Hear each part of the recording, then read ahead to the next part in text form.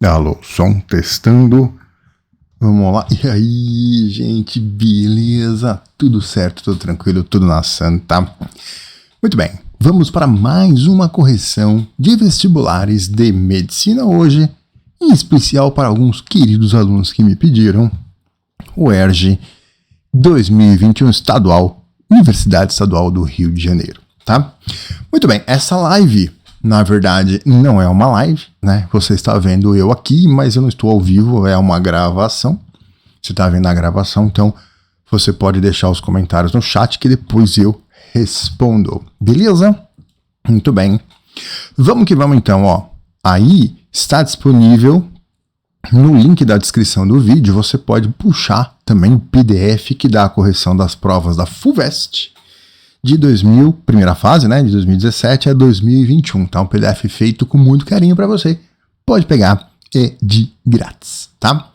Muito bem, então questão número 33 da prova da UERJ 2021. Vamos, como sempre, anotar os dados. Observe a reprodução da tela, cena rural de Cândido Portinari, na qual um trabalhador faz uso de uma enxada. Considere que um lavrador utiliza uma enxada de massa 1,3 kg. Para realizar determinada tarefa, ele faz um movimento com a enxada que desloca seu centro de massa C entre os pontos X e Y, olha lá, X e Y, sucessivamente em uma altura média de 0,8 metros.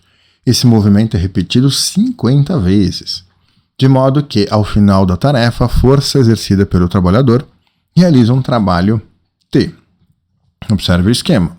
Considerando a aceleração da gravidade 10 metros por segundo ao quadrado, o mínimo valor T em joules é igual a...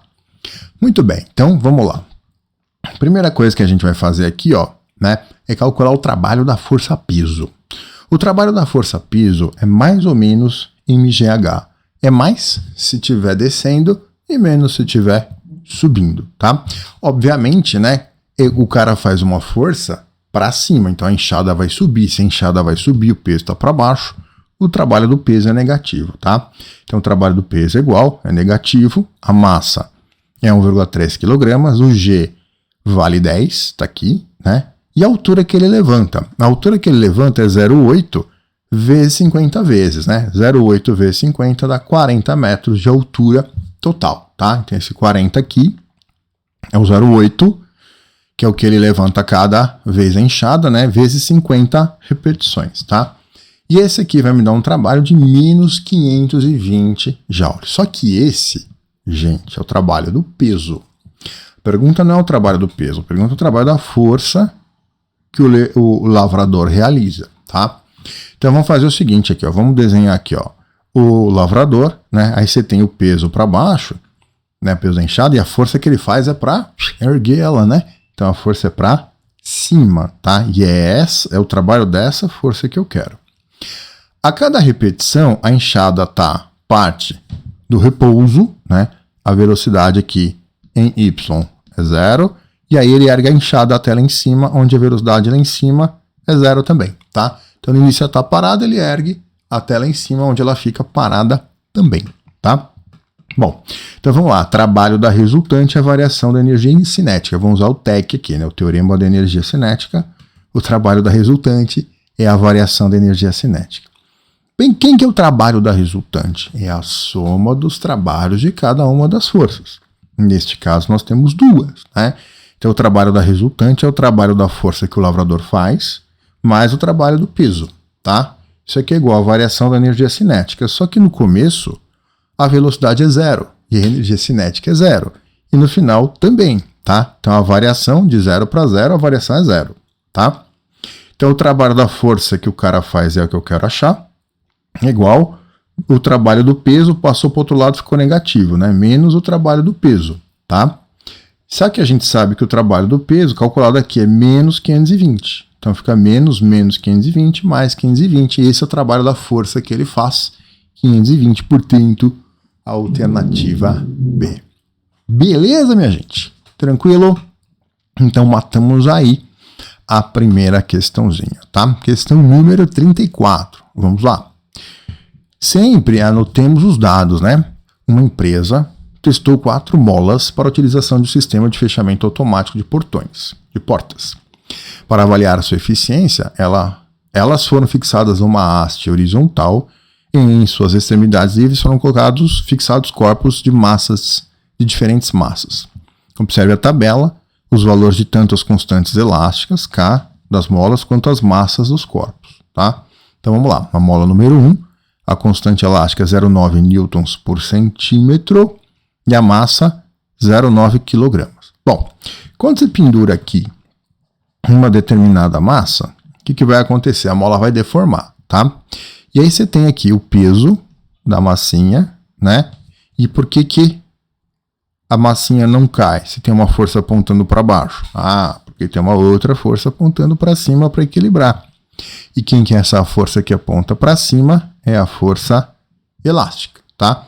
Como vai estar em repouso, vai ficar paradinho, depois que você colocou ela deformou e aí parou, né? Isso quer dizer que a força elástica vai equilibrar o peso, tá? Então a força elástica ela vai ter a mesma intensidade do peso. Então vamos lá para a mola número 1.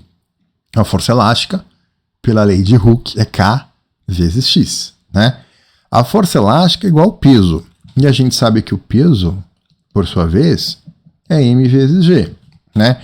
Então a massa é 0,9, né? Aqui, ó. Na mola número 1, a massa é 0,9 e o G vale 10, tá? Não aparece no exercício, foi dado no outro exercício, né? G vale 10. Então a massa é 0,9 vezes G, que é 10. Então a força elástica, o peso, na verdade, o peso, né? O peso é a massa 0,9 vezes o G, que é 10, que dá 9 newtons, tá? Esse é o peso, só que o peso tem a mesma intensidade da força elástica, então a força elástica é 9. O K é 0,9 e eu vou achar a deformação. Veja, a gente colocou o K em newtons por centímetro, né? Então, como eu coloquei aqui a força elástica em newton, o K está em newton por centímetro, então o X sairá em centímetros, tá? Faz a continha, 10 centímetros. Muito bem, mola número 2, é a mesma ideia, né? A força elástica aqui vai ter a mesma intensidade do peso, e o peso quem que é, né? Para a molinha número 2, a massa é 1,2, 1,2 vezes 10, o peso é 12 newtons, então a força elástica é 12 também.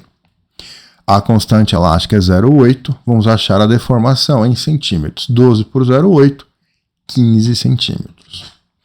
Próxima mola, mola número 3, força elástica é K vezes X. A força elástica, de novo, tem a mesma intensidade do peso. E quem que é o peso, né? A massa, 1,8 vezes G, que é 10, então é 18. Peso é 18, o K é 0,6 newtons por centímetro, né? Então a gente vai achar a deformação em centímetro, né? 18 por 0,6, 30. E por fim, a mola número 4 é força elástica é K vezes X. A força elástica tem a mesma intensidade do peso, a massa é 1,4 vezes G, que é 10, dá 14. O K é 0,7, a gente acha o X. O X vai dar 20 centímetros, tá? Então ele pergunta lá, a mola identificada pelo seguinte número, né? Para que o sistema de fechamento funcione com mais eficiência, a mola a ser utilizada deve ser a que apresentou maior deformação no teste, tá? Então aqui a deformação foi 10, aqui foi 15, aqui foi 30, aqui foi 20, tá? Então 30 é a maior deformação, mola número 3. Então resposta alternativa C. Chuchuzinho, né? C de chuchuzinho. Matamos a questão. Tudo bem, meus queridos? Teve dúvida? Escreve aí nos comentários que depois eu respondo, tá? Questão número 35. Acompanha. Considere um circuito contendo um gerador de resistência interna R constante, não nula. O gráfico que representa a variação da tensão elétrica U em função da corrente I estabelecida no circuito é... Bom, então a gente vai ter um geradorzinho real, né? Ele tem uma resistência interna, não é nula, né? E é constante, tá? Então vamos para a equação do gerador. U é igual a E menos RI. Então, a DDP nos extremos do gerador é a força eletromotriz menos a resistência interna vezes a corrente, tá? Bom, o que a gente está fazendo aqui, né? A gente está colocando no eixo Y, né? não é o U que a gente está colocando aqui, ó, no eixo Y, então no eixo Y é o U, tá? No eixo X é o I, então no eixo X é o I.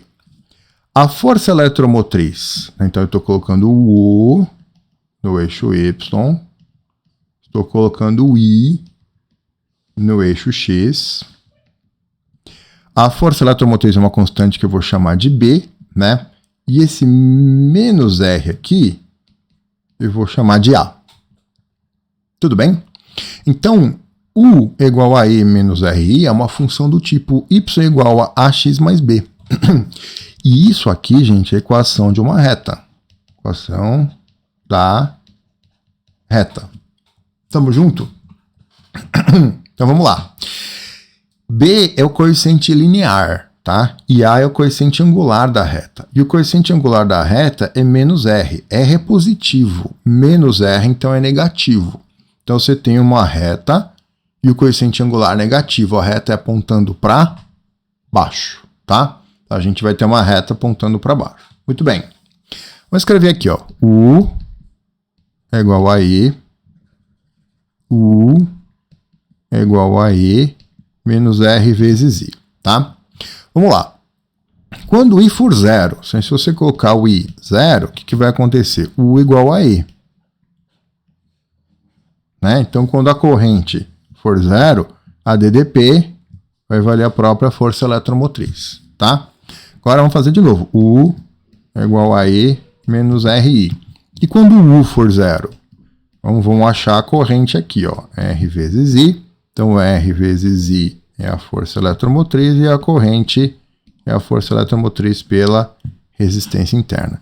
Essa é a maior corrente que passa no gerador, tá? A gente chama ela de corrente de curto-circuito, tá? Então, quando o U for zero, o I vai valer E sobre R. Beleza? Tudo bem? Então, ó, como é que fica o nosso gráfico aqui, ó, né? Quando a corrente é zero, a DDP é a força eletromotriz, né? Quando a DDP for zero, a corrente é a corrente curto-circuito, que é a força eletromotriz pela resistência interna, e é uma reta inclinada para baixo, tá certo? Então aqui é a força eletromotriz e aqui é a corrente de curto-circuito. E aí o gráfico que nos dá isso aqui, né? Uma reta inclinada para baixo é a alternativa A, tá? Não precisava ter feito toda essa análise aqui, gente, né? A curva característica, né? A gente chama esse gráfico de U em função de I de curva característica. Também que você tem que saber isso aqui, tá? Então olha lá, do resistor, no resistor, o gráfico de U em função de I é uma reta ascendente que passa pela origem. O gerador, o gráfico de U em função de I é uma reta descendente, tá? E o receptor, o gráfico de U versus I é uma reta ascendente que não passa pela origem, tá? Então, esses três elementos aqui, vocês têm que saber esse gráfico de U em função de I, que a gente chama de curva característica, tá? Então, lembrou como é que é o gráfico, já vai direto para a resposta, não precisa fazer nada dessa análise aqui. Tudo bem, meus queridos? Vamos lá. Próxima questãozinha, questão número 36. Diz assim, ó. Na figura a seguir, está representado um decantador utilizado em um processo de remoção de impurezas da água, como partículas de terra e de areia fina. Observa-se que, da altura onde se inicia a decantação até o fundo do decantador, há uma distância de 36 centímetros. Está aqui, ó. Considerem-se os seguintes dados. Partícula terra, a velocidade de decantação é 0,01 metros por segundo, e o tempo de descida até o fundo do decantador é T da terra, né? TT. A areia, a velocidade é 0,24 e o tempo de decantação TA. Nessas condições, a diferença TT menos TA em segundos corresponde a... Muito bem, a gente vai calcular o tempo que a terra desce, o tempo que o grão de areia desce e faz um menos o outro, tá? Vamos lá. Partícula, terra. Velocidade média ΔS por ΔT. A velocidade média ele deu 0,01. O ΔS é 36 centímetros. Como aqui tem metros por segundo, eu vou passar esse 36 para metro. 36 centímetros, 0,36 metros. E aí o tempo para a terra, o grão de terra descer, tá? Então faz a continha, vai dar 36 segundos. Quando a partícula for areia, mesma ideia. Velocidade média ΔS por ΔT, a velocidade média é 0,24, o ΔS 36 centímetros, 0,36 metros, e o tempo para a areia chegar no fundo, tá? Faz a continha, 1,5 segundos. Ele quer a diferença TT menos TA, então vai ser TT é 36 menos TA, que é 1,5, né? Isso aqui vai dar 34,5 segundos, alternativa D. Matamos mais um exercíciozinho. Beleza, meus queridos? Tá? Questãozinha bacana, né? Só ler com cuidado aí o texto para poder acertar, tá? Próxima questão, número 37. Vamos lá. Em uma experiência de calorimetria, os corpos A, B e C possuem massas, temperaturas e energias térmicas distintas. São colocados em um recipiente isolante térmico e de paredes rígidas suspensos por fios ideais, conforme a ilustração abaixo. Em seguida, através de uma válvula V, retira-se grande parte do ar interior do recipiente. Então, na hora que você abre a válvula aqui, né, puxa o ar, faz praticamente um vácuo aqui dentro. A partir desse instante, predomina um processo de transferência de calor entre os corpos, o que altera os valores de determinada grandeza física. O referido processo de transferência de calor e a grandeza física em questão, são respectivamente, bom, a válvula, né, você puxou o ar aqui, tá? Então aqui você fez vácuo. Vácuo.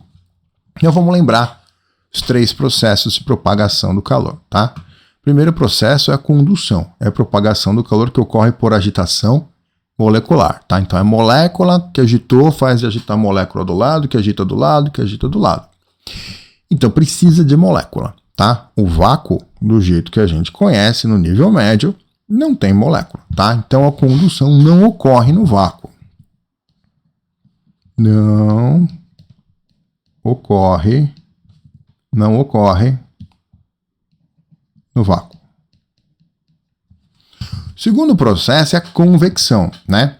É a propagação do calor pela troca de posição das partes do fluido por diferença de densidade, tá? Então a convecção ocorre em fluidos. Muito bem, o que é um fluido? É um líquido ou gás. Líquido ou gás. Então, para ter convecção, líquido ou gás. Na hora que você fez o vácuo, você tirou o ar, você tirou o gás, tá? Então não vai ter convecção através do vácuo, tá? Então não tem também através do vácuo.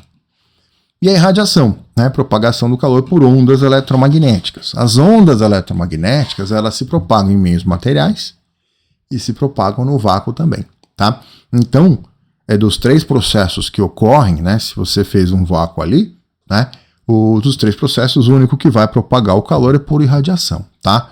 Então, nós vamos buscar irradiação, né? Então, convecção não é. Então, sobrou A e a C, tá? E aí, muda a massa? Não, quando está transferindo o calor por irradiação de um para o outro, muda a massa? Não. Agora, muda a temperatura? Muda, né? O que faz esse processo de propagação ocorrer é exatamente o fato dos corpos terem diferença, né, entre as temperaturas, tá? Então a resposta é a alternativa C, né, a irradiação, e à medida que um fornece calor para o outro por irradiação, né, a temperatura do que está fornecendo diminui e a que está recebendo aumenta. Beleza? Então a resposta alternativa C. Muito bom. Próxima questão. Acabando, hein? Vamos lá. Um elétron I de massa M, carga Q, executa um movimento circular uniforme devido à ação de um campo magnético constante de intensidade 3 vezes 10 a menos 5 Tesla. Observe no esquema a orientação do campo e o sentido do deslocamento do elétron, né? Então o campo está aqui, ó. Está falando para mim que o campo está saindo, né, do plano da figura, né? E o elétron está indo para cima, né, no caso da figura. Admita que a razão Q sobre M vale a 1,6 vezes 10 a 11 coulombs por quilograma. Nessas condições, a velocidade angular, ômega, em radianos por segundo, desenvolvida pelo elétron é igual a... Bom, se você tem um corpinho descrevendo um movimento circular, é porque você tem uma resultante que aponta para o centro, né, da curva. E essa resultante só pode ser a força magnética. Tá certo? Só pode ser a força magnética, né? E não fala nenhum outro campo aí, então essa força tem que ser a força magnética, tá? Então, ó, se você usar a regra da mão esquerda, né, ela vai confirmar para você que é a força magnética, tá? Então, olha só, fui bem no vestibular, fui bem no vestibular, tá? Então, o B tá saindo, então eu viro minha mão, o B, o indicador, tá saindo, tá? O V tá para cima. E aí a força estaria apontando para a direita aqui, ó.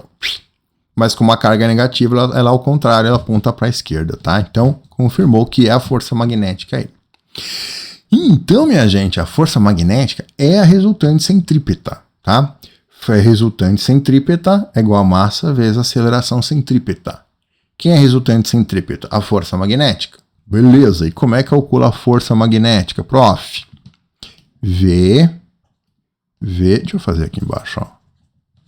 Força magnética é V vezes módulo de Q vezes B vezes seno θ. VQB seno θ. Θ é o ângulo entre B e V, tá? Ângulo entre o vetor B e o vetor V. Muito bom. Então vamos lá. VQB seno θ igual a massa vezes a aceleração centrípeta. A aceleração centrípeta, normalmente a gente escreve assim, né? V quadrado sobre R. Só que essa velocidade V aqui é a velocidade linear. Ele quer a velocidade angular, tá? Então a gente pode escrever como sendo ômega ao quadrado vezes R, tá? Então a aceleração centrípeta é V quadrado sobre R, só que V é ômega vezes R, na hora que você jogar o ômega R aqui ao quadrado, vai ficar ômega ao quadrado, R ao quadrado, dividido pelo R embaixo, cancelou o quadrado do R, tá? Então, aceleração centrípeta, ômega ao quadrado R. Então, ficou massa vezes aceleração centrípeta, que é ômega ao quadrado R. Muito bom. Aí, o que nós vamos fazer aqui agora, né? Eu vou abrir esse V aqui como sendo ômega vezes R também, tá? Então, esse V, ômega vezes R. Beleza? O resto eu copio. Q, B, seno θ. Quem que é θ? É o ângulo entre B e V. V tá para cima, o B tá saindo da figura, tá? Então, o ângulo é 90, seno de 91. Então, fica Q vezes B vezes 1, tá? Isso aqui é igual a M ômega ao quadrado R. Aí, a gente cancela esse ômega aqui com esse quadrado aqui, tá? E aí isola o ômega, tá? Como é que vai ficar? O ômega, sim, cancela esse R aqui também com esse aqui, ó, né? Então, ficou o ômega é QB sobre M, certo? QB sobre M. Só que a razão Q sobre M, esse cara aqui, ele falou, é 1,6 vezes 10 a 11, tá? Então, a razão é 1,6 vezes 10 a 11. Então, vai ser 1,6 vezes 10 a 11. 1,6 vezes 10 a 11. Isso tudo aqui é a razão, né? Que é isso aqui, né? 1,6 vezes 10 a 11. Vezes o B, que ele deu. 3 vezes 10 a menos 5. Certo? Faz a continha. 4,8 vezes 10 a sexta radianos por segundo. 4,8 vezes 10 a sexta. Alternativa A. 4,8 vezes 10 a sexta radianos por segundo. Matamos mais esse exercício. Tranquilão? Beleza, gente? Então, aqui a manha era abrir a aceleração centrípeta como sendo ômega ao quadrado R e esse V, abrir ele como sendo o ômega R, tá? E aí vamos para a última questãozinha da prova. Diz assim: uma lente convergente conjuga uma imagem cuja altura é 3 vezes maior que o objeto. Quando ele fala para mim que a imagem é 3 vezes maior que o objeto, eu não sei nem o tamanho da imagem, nem o tamanho do objeto. Eu não sei nem o I, nem o O. Mas eu sei a razão entre eles, que é o A, tá? Então ele está me dando o aumento aqui, gente. Está me dando o aumento linear, tá? Então a imagem é 3 vezes maior que o objeto, então A vale 3. Se ele falasse que a imagem é 3 vezes menor que o objeto, o A vale 1 sobre 3, tá? Então como é 3 vezes maior, o A vale 3. É posicionado entre o centro óptico e o foco principal. Então é uma lente convergente e o objeto está entre o foco e o centro óptico. Esse objeto se encontra a 12 centímetros de distância do centro óptico da lente. A distância focal da lente em centímetros corresponde a... Então vamos lá. Então o objeto está aqui, né? Entre o centro óptico e o foco, tá? Então está aqui, ó. Beleza? Como é que faz ficar a imagem, né? Entra paralelo, sai pelo foco. Incide pelo centro óptico, não desvia. Esse raio aqui e esse raio aqui, eles não vão cruzar para a esquerda, então prolongo eles para a direita. E aí essa imagem aqui, o que cruzou foi o prolongamento dos raios, ela é virtual, né? A orientação da imagem é direita, né? O objeto está apontando para cima, a imagem também, né? E o tamanho da imagem é maior, tá? Ou seja, a lente convergente está funcionando como uma lupa, né? Esse cara que está aqui vai ver a imagem, ele não vê o objeto, ele vê a imagem maior zona, tá? Aí por que tem que fazer a imagem? Porque eu preciso saber se ela é invertida ou não. Por quê, professor? Porque se ela é direita, o A é positivo. Se ela é invertida, o A é negativo, tá? Então eu tenho que fazer a imagem, ou pelo menos eu tenho que saber de cor. Só fazer, se você lembrar de cor, melhor, né? Quando o objeto está entre o foco e o centro óptico, funciona a lente convergente funciona como uma lupa, imagem virtual direita e maior, tá? Então o A é positivo, se a imagem é direita, o A é positivo, se a gente concluísse que a imagem era invertida, o A seria negativo. Então vai, A igual a F sobre F menos P, o A é mais 3, o F eu quero achar, né? Sobre o F que eu quero achar, menos o P que é 12, tá? Aí é só fazer continha, 3F menos 48, 36, né? É igual a F. Esse F passa para cá negativo, né? Vai ficar 2F, e esse menos 36 passa para lá mais 36. Então F é 18. Matamos a alternativa C. Repare que o foco deu positivo, né? E o foco positivo confirma para mim a minha expectativa, porque a gente sabe que foco positivo trata-se de uma lente convergente. Se eu tivesse achado um foco negativo, alguma coisa teríamos feito de errado. É isso, meus queridos. Matamos mais uma prova.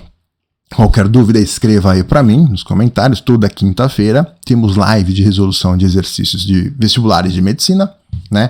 E estamos na sequência na saga UERJ, tá? Então, semana que vem, o UERJ de novo. Se você vai prestar o UERJ, se inscreva no canal, ative o sininho para que o YouTube te avise, tá? Qualquer dúvida, você pode escrever aí nos comentários. Pode mandar para mim pelo Instagram, tá? Este canal é o Física Resolve, que você está assistindo, e o Telegram eu ponho materiais bacaninhas de física. Fechou? É isso, meus queridos. Até semana que vem. Fui!